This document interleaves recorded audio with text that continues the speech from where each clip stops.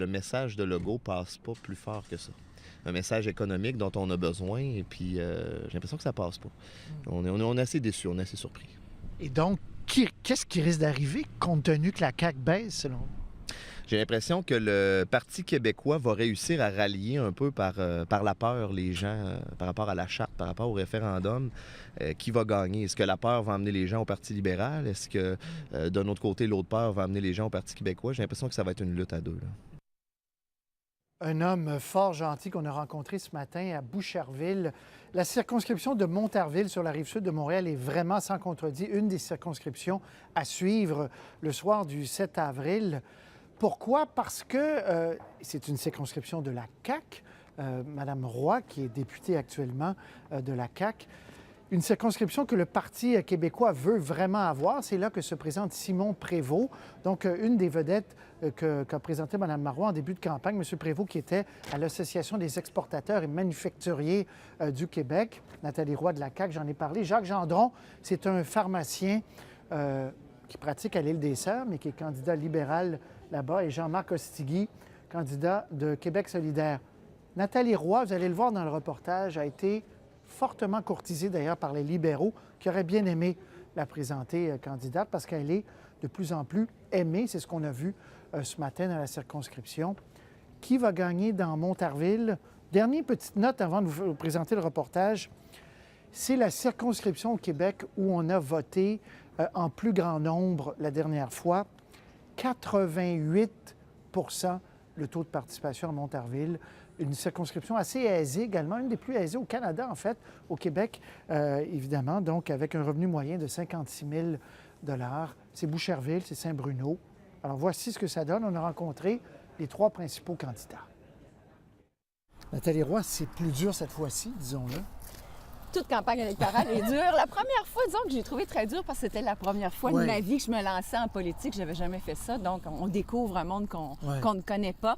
Mais effectivement, c'est difficile, ne serait-ce que la température. Aujourd'hui, il fait soleil, on est gâtés, mais c'était quand même moins 15 ce matin. C'est difficile dans la mesure où c'est une campagne électorale, mais une campagne qui n'a pas d'enjeu. On sait que Mme Marois s'est lancée pour une seule raison en campagne électorale, c'était pour aller chercher une majorité. C'est ça l'enjeu pour Mme Marois. Mais c'est pas une campagne avec un enjeu qui tient à cœur aux citoyens. Il y a plusieurs choses, puis ça va dans toutes les directions. C'est pas une élection référendaire, c'est une élection sur un programme gouvernemental. Ça, est-ce que vous avez besoin de le répéter souvent, Simon Prévost, le fait que ce n'est pas une élection référendaire? Bien, ça a été plus au début de la campagne. Là, actuellement, ce dont les gens me parlent, c'est vraiment des enjeux beaucoup plus locaux. Eux, ici, Boucherville et Saint-Bruno, c'est deux endroits où les gens sont très fiers, et c'est des gens d'un certain standing, très attachés à leur région. Ils veulent de la prospérité, ils veulent des emplois, ils veulent de plus en plus travailler sur place. De moins en moins aller à Montréal, on peut les comprendre. Et ça ne va pas aller en s'améliorant. Donc, milieu de vie intéressant, création de richesse, d'emplois, prospérité, ça, on sent que le discours glisse vers ça. Les discussions que j'ai avec les gens, c'est beaucoup plus ça, parce qu'à la fin, ils savent bien qu'on va avoir un gouvernement. J'étais membre de plusieurs comités. J'étais à l'Ordre des pharmaciens, GCG. Puis je me suis dit, non, je fais le saut au niveau à être député avec l'équipe Couillard, parce que, premièrement, c'est des valeurs. Puis je voulais tout simplement apporter quelque chose au niveau... je voulais apporter ma brique dans ce tissu social. Pour ne rien vous cacher, moi, je suis péquiste. Ben oui. Alors, c'est pas... je trouve que Mme Marois a de la difficulté à faire passer son message. Et les opposants, là, en profitent gaiement. Alors, moi, ça me fatigue, en ce sens qu'on entend tout le temps parler de la même chose et pas des choses importantes. Vous trouvez qu'on parle trop de référendum, là? Oui, parce que c'est pas une élection référendaire, là. J'hésite encore quelque peu, là, mais... Qu'est-ce qui vous fait hésiter? Qu'est-ce qui est déterminant pour vous? C'est surtout les chances d'aller au pouvoir, là, de se rendre au pouvoir, ça va guider mon choix, là. Puis là, vous savez plus qui va gagner? Bien, moi, selon moi, là, c'est les libéraux. De quoi les électeurs ici vous parlent? Je restais extrêmement surpris. Les gens me parlent ici des services de santé. Ils ont présentement un CLSC qui, pour moi, un CLSC, c'est une institution de première ligne. Alors, il faut absolument qu'il se fasse. Mais ici, le CLSC, ce que les gens me disent, c'est juste correct pour faire les prises sanguines. Ils sont obligés de se faire soigner à Varennes, ou bien ils sont obligés d'aller, Longueuil. Ici, il n'y a pas de clinique médicale de GMF, le groupe de médecine familiale. Alors ici, il y a vraiment un besoin urgent au niveau de la santé. Comme par exemple, il n'y a aucun pédiatre ici. Puis Boucherville, puis Saint-Bruno, il y a quand même beaucoup de jeunes familles. Vous savez, c'est quoi le problème ici? Boucherville et Saint-Bruno forment Montarville, un nouveau comté depuis 2012. Ce sont des gens qui travaillent très fort, beaucoup de professionnels, travailleurs autonomes, entrepreneurs, une belle diversité de gens qui traversent les ponts. Là. Ils prennent Hippolyte, Jacques-Cartier pour aller à Montréal, pour aller travailler, la plupart d'entre eux. Ils payent énormément de taxes et d'impôts, mais ce dont il me parle, Madame Roy, j'ai pas de service. Mon enfant est aide, mon enfant est autiste, mon enfant à l'école a un problème d'apprentissage. Mais même à l'école même, les gens paient énormément de taxes et les petits n'ont pas les services auxquels ils ont droit. Et ça me touche beaucoup. C'est quoi votre argumentaire là, quand vous sonnez aux portes? Bien, écoutez, le meilleur argumentaire, c'est ma feuille de route. Ça fait 25 ans que je suis dans le milieu du développement économique, dans le milieu de l'économie. Donc, je leur explique aussi dans les 10 dernières années où je travaillais de près avec les entrepreneurs, je sais comment ça se crée un emploi, je sais comment ça se maintient et on a la politique qui vient soutenir ça.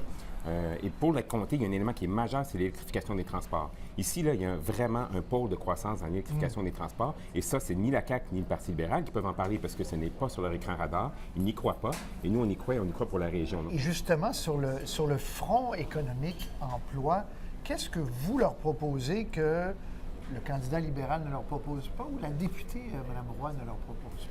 Bon, d'abord, il y a l'équipe. Ça, à mon avis, on a vraiment une équipe qui est solide. Puis on a déjà un plan de match. Hein. Il y a une politique économique qui a été déposée l'automne dernier, qui est extrêmement bien faite. D'ailleurs, c'est pas étranger au fait que je suis maintenant au Parti québécois. Je l'ai regardé attentivement, cette politique-là. J'en ai d'ailleurs discuté avec le gouvernement dans mes anciennes fonctions. Une politique qui est bien alignée. Donc, les gens le sentent. Actuellement, ce qu'on a, c'est du concret, une vraie politique qui est en place, qu'il faut continuer à mettre en œuvre. Les autres partis n'ont rien de concret, certainement pas la CAQ. Il n'y a aucun programme économique, sinon de vouloir donner une fois 1 000 $ à tout le monde. Alors ça, c'est pas très utile. Hein. D'abord, on n'a pas les moyens, mais en plus, l'année prochaine, il n'y a pas un deuxième 1 000 $. Hein. Et qu'est-ce qui motive votre choix, là? Qu'est-ce qui est le plus important? Bien, pour moi, c'était, disons, il y a l'économie et il y a également la charte, les deux. Donc, vous penchez vers le Parti québécois? Un petit peu plus, oui. À cause de la charte? Oui. Et est-ce que le référendum vous freine? Non, ça ne me fait pas peur du tout. Parce que je sais que, d'après les sondages, on n'est pas prêt. Même moi, le référendum, une séparation, on pense un petit peu peut-être à un divorce entre deux partis. Je pense qu'on perd dans les deux côtés. Alors, pour moi, non. Là. Si on nous le dit, je vous aime, mais j'ai peur d'un référendum. Nous, on n'en veut pas de référendum. Alors, il faut leur expliquer qu'un vote pour la CAQ, c'est un vote contre un référendum. Les gens, je pense qu'ils étaient peut-être prêts à voter pour un gouvernement Parti québécois, mais ils ne sont pas prêts à aller, c'est au référendum. Le goût, il marche pas. Fait que ça va pas de l'avant, ça. Disons. Vous pensez que le Parti québécois risque de reprendre la circonscription? Si, oui. Bon. Bon, je dirais que Mme Roy a encore des bonnes chances cette année, même si, évidemment, la CAQ semble moins en force, mais j'ai l'impression que ça serait elle ici. Elle est appréciée, vous dites, comme députée. Est-ce que votre choix est fait?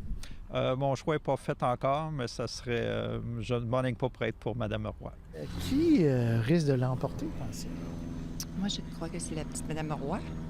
Qui est appréciée? Oui, je crois. Mais ça fait pas longtemps que je suis ici, hein? OK. Vous, est-ce que votre choix est fait? Je crois que oui. Qu'est-ce qui est déterminant dans votre choix? La loyauté, surtout. Ah. Surtout.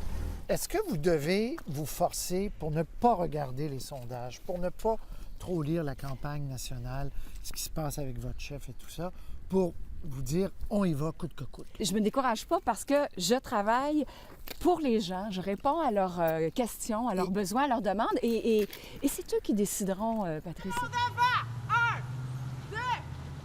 Je les trouve belles, je les trouve courageuses par ce froid. Donc, vous ne regrettez absolument pas votre choix d'être candidat de la CAQ, parce qu'on vous a peut-être courtisé, il y a des rumeurs qui veulent qu'on vous a courtisé au PLQ, entre autres, pour être candidate. Est-ce que c'est vrai, d'abord? Oui. Bon. Vous regrettez pas de ne pas être allé? Non. Moi, je suis entrée en politique pour M. François Legault. Quand il est arrivé, moi, j'étais fidèle journaliste. Jusqu'au bout. Bien, oui, fidèle. Je ne suis pas quelqu'un qui, par crainte de peut-être perdre ses élections, va changer. Non, moi, je veux faire de la politique autrement. J'y vais pour les idées. J'aime les idées que l'homme met sur la table et je suis allée pour les idées. Mon défi, c'est d'être partout à la fois. d'ici 2 semaines. Et de leur dire que ce n'est pas une élection référendaire, de le répéter aussi. Bien, de le répéter, c'est quoi la priorité? Au niveau national, on voit que c'est un poids, là. Bien, on le répète, mais je le répète effectivement à chaque fois, mais de moins en moins, j'ai besoin d'en parler parce que je pense que ça commence tranquillement à percoler. Là, bien compris que là, ça a peut-être un peu contaminé le début de la campagne, si vous voulez, dans un certain sens. Mais je pense que Mme Marois a été ferme au débat. On va continuer de le répéter. Puis après ça, quand on rentre dans les relations, on se dit, qu'est-ce qu'il y a pour moi, dans le fond, dans votre programme? Puis là, on n'est plus sur la question référendaire. On est sur la question de la création d'emplois, de la qualité de vie dans la région. La lutte à 3, je pense que les gens vont réfléchir. Puis ils vont... Moi, je le sens sur le terrain, c'est polarisé. Entre vous et le Parti québécois? Oui. Oui. Au niveau de la CAQ, les gens, ils m'en parlent presque pas parce qu'ils disent, Jacques, si on vote la CAQ, même si Mme Roy, elle est vraiment dynamique ici dans la région, on va être en 3e. Ils ne veulent pas s'y retrouver, s'ils sont en position. Puis moi, je leur dis, ma position, c'est agir local, penser global. Moi, ma job, c'est de prendre ces dossiers, les assimiler, discuter avec les gens, les porter à l'Assemblée nationale, les rediscuter, les défendre, puis revenir ici. Bien, bonne fin de campagne. Merci beaucoup. On va suivre ça avec beaucoup d'attention. Bonne fin de campagne. Merci beaucoup. Merci beaucoup. Ça fait plaisir. Bonne visite. Merci.